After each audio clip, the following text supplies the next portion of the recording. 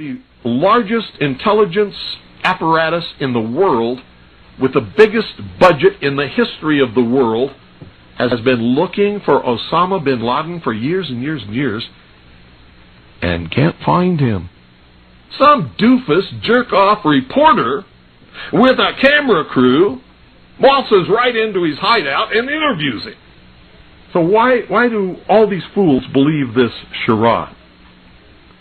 That a CNN reporter and his little camera crew can do what all the money and all the assets and all the eavesdropping and all the intelligence and all the satellites and all the undercover operatives in the world can never do.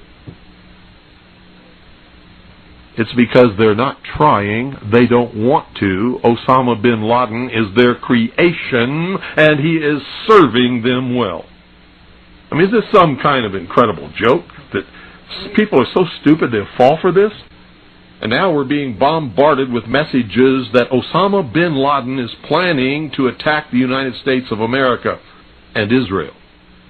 Let me tell you something. If he's an enemy of Israel and the Mossad can't find him, then this thing is the biggest joke that you ever heard of in your life.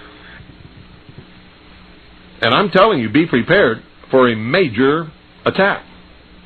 But it won't be Osama bin Laden. It will be those behind the New World Order who once again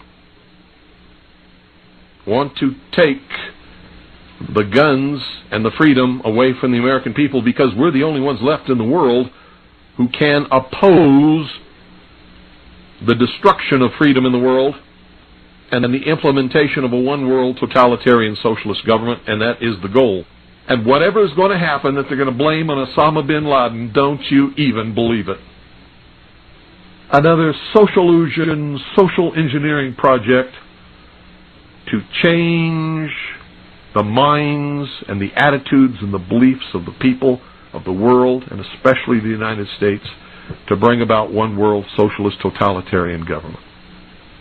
I wonder what Osama bin Laden's targets are supposed to be. And if they don't, if this doesn't materialize in the next 2 or 3 weeks, it will eventually materialize, because they haven't succeeded in getting the guns out of the hands of the American people, nor have they succeeded in taking our freedoms away. In fact, there's been a great awakening in this country and a big backlash against these Marxist, communist, puke-faced, lying, subversive, Nazi, jackbooted Gestapo thugs that is gaining momentum.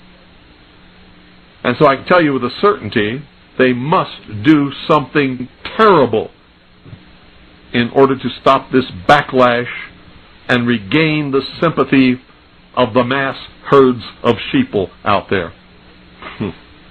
And supposedly we're not the only nation searching for Osama bin Laden. So the vast economic resources, the vast technological resources, the vast personnel resources, the vast networks and intricate web spun over all these years by the CIA, the FBI, and the NSA can't find Osama bin Laden, but CNN can?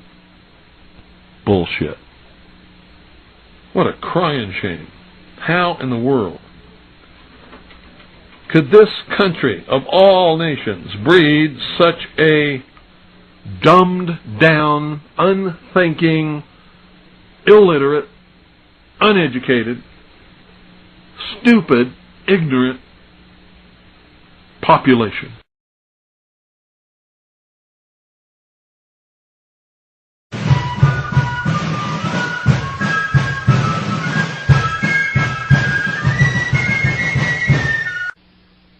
Hello?